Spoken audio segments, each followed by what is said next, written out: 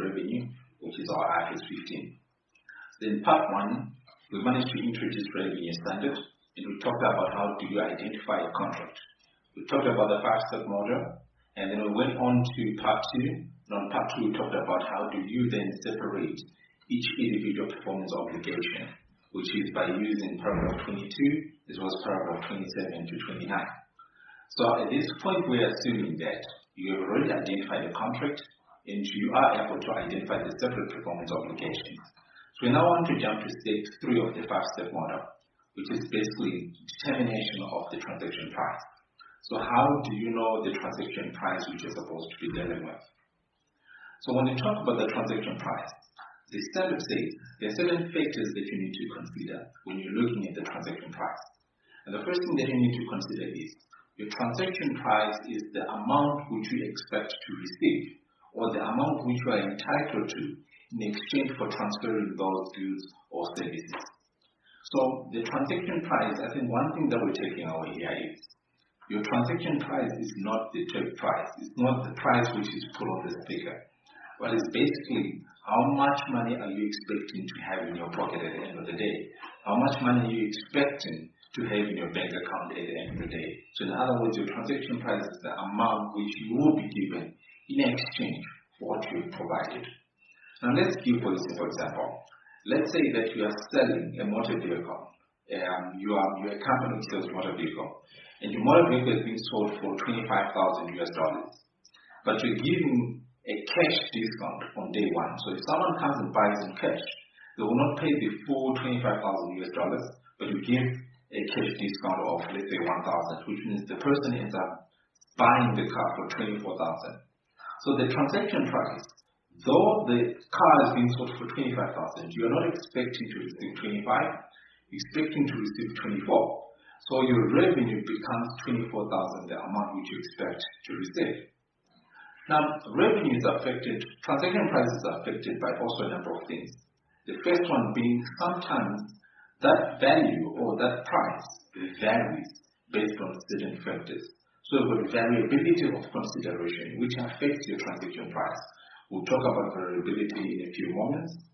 Your transaction price is also affected by the timing of you providing the good or the service, as well as the payment which is being done. So sometimes, remember, a product can be prepaid. A customer can prepay for a product, which means the timing of payment and the timing of receiving the good or service may not be on the same day. And also sometimes customers buy on credit, which means they can get the goods earlier than the timing of the payment. So when you've got a significant timing difference between the timing of receiving the goods or the service and the timing of the payment, then that can also trigger significant financing component. So you may have to consider if there is a finance charge or finance income which needs to be included. Then also sometimes we've got non-cash considerations where you are trading, but it is an exchange of goods. So an exchange of goods or services. So there is no money which is actually transferring. So you also need to watch out for that. How do you determine the transaction price if it's a non-cash consideration? Then lastly, we also have consideration to customers. So we're going to go one by one on these, but mainly focusing on the variable consideration and the significant financing component. Then I'll ask you to go through non-cash consideration in the standard. So let's start with variable consideration. So your variable consideration is covered on paragraph 51 to 54 of your IFRS 15. And let's start by looking at what can cause the transaction price to vary. So some of the things which causes your transaction price to vary are discounts, for example. We talked about a cash discount in the example that I gave earlier on. So when there's a discount which has been given, which can be a cash discount or an early settlement discount, what it means is the amount which is now expected to be received is no longer the one which is on the take price. So that means there's now a variability in terms of your transaction price. Then sometimes we also have rebates which can be given.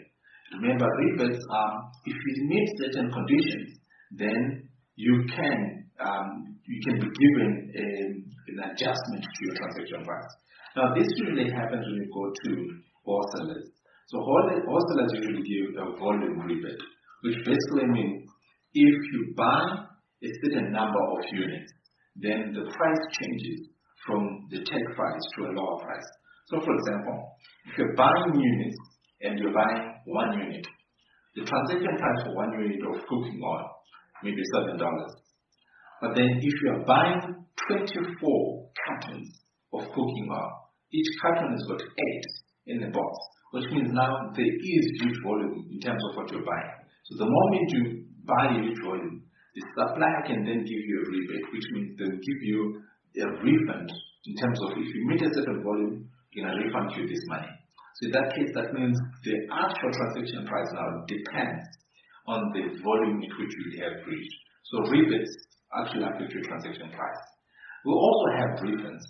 When you get to a shop and they say, after buying this product, you can actually come back and get a refund if the product is not working in the perfect condition, or you can actually come and claim a refund if you do not like the product within a certain space of time which will be given. So when you've got refunds which are being given, that can also result in variation in terms of the transaction price. We also have incentives, bonuses, penalties, and other similar items which also cause variability in transaction price. So each time you're going through this standard, when you get to stage 3, watch out for, is this price really fixed, or this price can change based on 1 or 2 things. If the price can potentially change, then that means there's an element of a variable consideration, which means paragraph 51 to paragraph 54 will then apply. Now let's say you've identified a variable consideration. What then do you do? So paragraph 56 and says the amount which you include is your transaction price should only include amounts to the extent of amounts which you do not expect to reverse in future. Which means if there's an element of you've got an amount which you expect to reverse in future, you received $10, but of that $10 you may end up refunding $3. That means you're reversing that $3 which you initially accounted for. So to the extent of anything that you expect to change in future, you're not supposed to include that in your transaction price. Which means, in other words, your transaction price should only include amounts which you think these are now definite sums. These are now definite figures which I'm going to have in my bank account. If you think this will be able to be reversed at any point in time, then do not include it in your revenue account as yet. But you can include it at the point at which you are now certain. So, in terms of your variable consideration, the standard then says an entity needs to estimate the amount of the consideration to which the entity will be entitled to in exchange for transferring the promised goods or the services. Which means at the point at which I've got variability, let's say I'm selling 10 units, and for those 10 units, the price is $10 each, which means I'm expecting to receive $100. But if I say to the customer, you can come for a refund if you do not like these units within 5 days, then I need to look back at the point of selling. Do I expect any refunds to take place? Otherwise, if there's a refund that I'm expecting to take place, that means there's going to be a reversal of that amount to the extent of the refund. So I should not include it as part of my revenue. So what I do is I make an estimate of the consideration of the amount which I do not expect to be refunded back. So of the 10 units, let's say I expect that only 7 units will not be refunded and 3 units will be refunded. That means my revenue will only be raised to the extent of 7 units at $10 each, which means my revenue becomes $70. And then the other $30, which I'm expecting to refund back, I need to account for it separately, not as revenue, but as a refund liability, which I have. So each time you've got variable consideration, you need to estimate the amount of the consideration which you think this will not be reversed. That is what you then recognize as your revenue.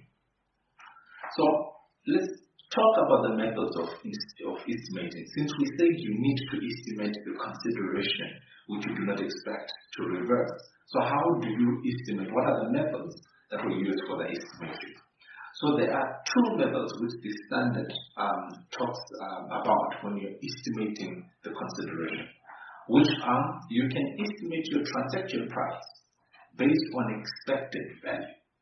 Now, expected value is basically where you're saying you've got a number of situations which can happen, and each situation has got a probability of happening. So what you do then is, for an expected value, you're now looking at what is the probability of each event. And if I take the probability of each event and then I consider every probability, I'll come to an expected value, which is kind of like the average of all the considerations which I have made. So expected value is one way. So let's say, for example, you have sold your product, again, 10 units. And of those 10 units, what is the probability that you will not give any refund?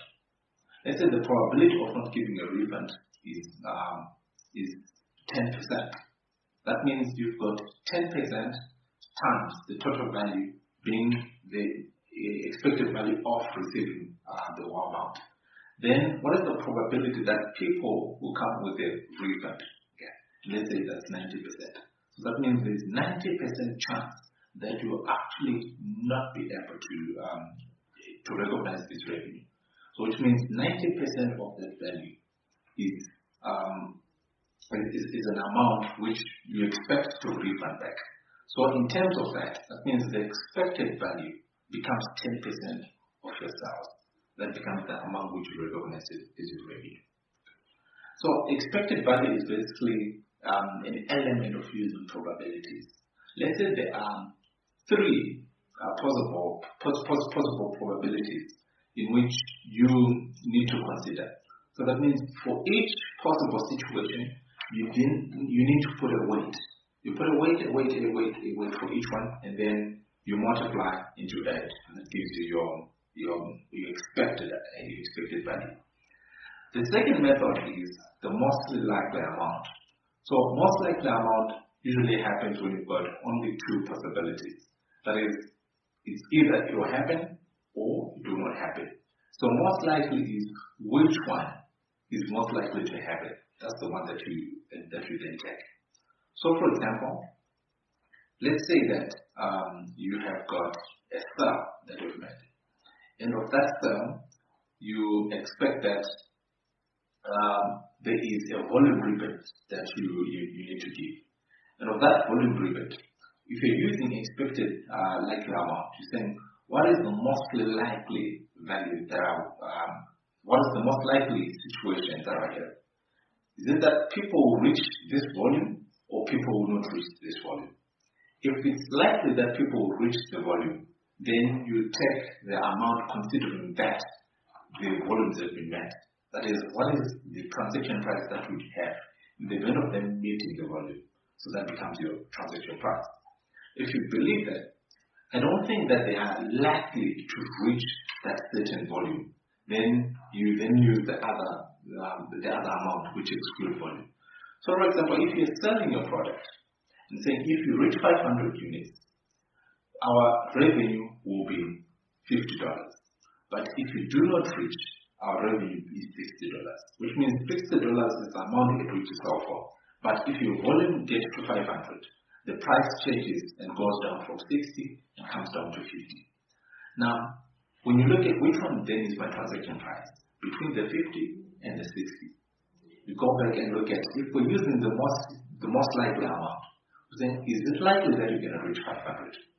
If it is likely that you're going to reach 500, then we're going to use the transaction price of 50.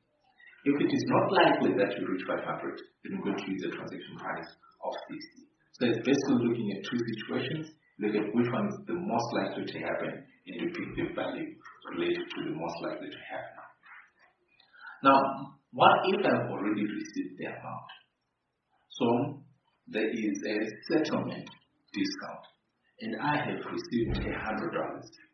But of these $100, if the customer, let's say it's a rebate, it's a volume rebate. Okay. So the customer has paid $100, but in the event that they reach the volume rebate, we need to refund them $10. So what do I do on day one? So what it means is, if I've sold the product for $100, and if the customer meets the expected volume, let's say if per month they end up buying so much, or if they end up ordering so much, we'll then give you a refund, which means we'll look back at all the purchases that you've done in the for that month. If your total sales for that month get to a certain number, we'll then give you a refund for all the sales which we've done. Which means if we're selling $100 for each of the order which was being made, and at the end of the month, all the orders then accumulate to 500 units. What it then means is you have met the volume rebate, which means all these orders which we're selling you at 100, we were not supposed to sell you at 100. We're supposed to sell you at $90 because you have then eventually met the volume rebate. So what then happens is, on day one, when you put the order and when you make your payment of $100, I need to analyze as to whether it's expected that we meet the rebate volume. If it is expected, then that means of that $100 that you've given, I should not recognize the $400 as revenue, because I know that at the end of the month you're going to reach 100 units.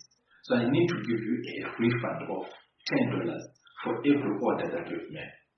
So from day one when you make the order, what I'll do is I'll debit my bank with $100, I'll credit my bank with income revenue, which is only to the extent of $90, because I know that the other $10 I need to refund you. So I then raise the credit of $10 as a refund liability. At the end of the month, if you have not reached the volume which was expected, then it means that refund liability then translates into revenue. So I then debit my refund liability and credit my revenue. If you do meet the volume rebate, that means I actually need to refund you. So I debit my refund liability and then I'll credit my bank to refund you back your money. So for variable considerations, I need you to also practice by going to the standard and you do illustrative examples which are given under IFRS 15. So I need you to do example number 20, example number 21, 22, 23, 24, and 25. So you go to IFRS 15, illustrative examples, you take the IFRS handbook which is for illustrative examples, I need you to do from 20 to 25 and practice on variable considerations. But I also agree that sometimes your transaction price is affected actually by the timing between you receiving the good and you providing the good and the service and the money being paid. So paragraph 63 of IFRS 15 talks to what happens when you've got such a situation. So let's start with, if I provide you with a good today, or I provide you with a service today, but you do not pay today, you then pay 15 months from today. It puts us in a difficult situation. Because what it means is, if I've sold you a car today for $5,000, but you then pay me that $5,000 a year and a half from today, that money is not going to be worth the value of the car today. So there is time value of money which is in there. So the moment I've got a timing difference between the timing of providing the goods or the service and the receiving of the money, then I need to consider time value of money. So for example, I've sold the car today for $5,000. So I'll debit my receivable today with $5,000 because that's how much you owe me, and I'll credit my revenue for sale of the car $5,000 because that is the value of the sale. But from today going forward, if you do not pay me the money today, as we go into the future and you still owe me, that money starts to reduce in value, it starts losing value. What I need to do is I need to charge you a finance interest for every month that you're holding my money until you pay me back that money. So what it means is, going forward, I've got a debit to my receivable, which further increases the value of my receivable, and my credit is no longer revenue in this case, but I'll then credit my finance income because you owe me money. So each time you're holding my money, I'm going to charge you an interest and then I put it as other income in my books.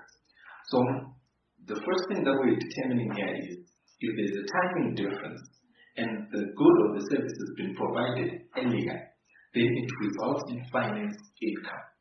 And the value of the revenue is the value of the good today when I provided it today.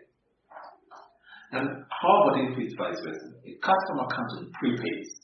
So they give me money today, which means I debit my bank, and then I have got revenue received in advance since I have not yet provided the service. So I have revenue received in advance, which is sitting in my statement of financial position is a liability today. So I've received $5,000, but then I only provide the car, let's say a year from today. Now, when I provide the car a year from today, obviously the value of that car is not going to be equivalent to the amount that I've received today. But since I have the money, that customer who is prepaid, they're going to charge me finance charges every month that I'm holding their money. Which means subsequent to today, my liability, my revenue received in advance, is going to increase each year by the finance charge. So I'll credit my revenue received in advance, and then I'll debit finance costs by the value of the interest component, month by month. Which means by the time I get to 1 year, the revenue received in advance would have increased from the dollar amount that I actually received in my bank. They have increased by the finance charges, and it's expected that it would have increased to the value of what the car would be at the point of selling it. Since on the point of selling it, the journal entry then becomes, you then debit your revenue received in advance, and then you credit your revenue on that particular day. So always your revenue account has to be equivalent to the dollar amount of the value of the product at point of sale. So it won't be based on the amount which was actually paid or the amount which was actually received by the entity. So let's play around with that significant financing component and try and look at it from both perspectives, where it's a prepayment as well as when it's an accrual. Now, whilst we're still on revenue, whilst we're still on significant financing component, it's important to note that the standard, however, gives a practical expedient, which is basically meaning you consider significant financing component, but the standard then says if the period, the timing between provision of the good or the service and the payment is less than 12 months, that is, the period between these two does not exceed 12 months, does not exceed 1 year, then in that case you do not consider significant financing component. So that's a practical expedient which is being given, which means they are allowing you to ignore significant financing component simply because it's within 12 months. So the first thing is, you first need to consider, do we have a timing difference? Even if it's 1 month or 2 months, do we have a timing difference? Yes, we've got a timing difference. This timing difference kicks in significant financing component. However, since the period is less than 12 months, we then apply the practical expedient, which allows us to ignore the significant financing component. So this is really very important, especially if it's a theory question where you actually need to explain the impact of the significant financing component. So for practice of this one, I need you to go and do illustrative example number 26 to 30. So variable considerations start at 20 to 25, and then significant financing component starts from 26 to 30. So that's it covering transaction prices. So we're now going to move on to part 4 of this video class. And then in part 4, we're going to finish off on stage number 4 and stage number 5 of IFRS 15. Thank you.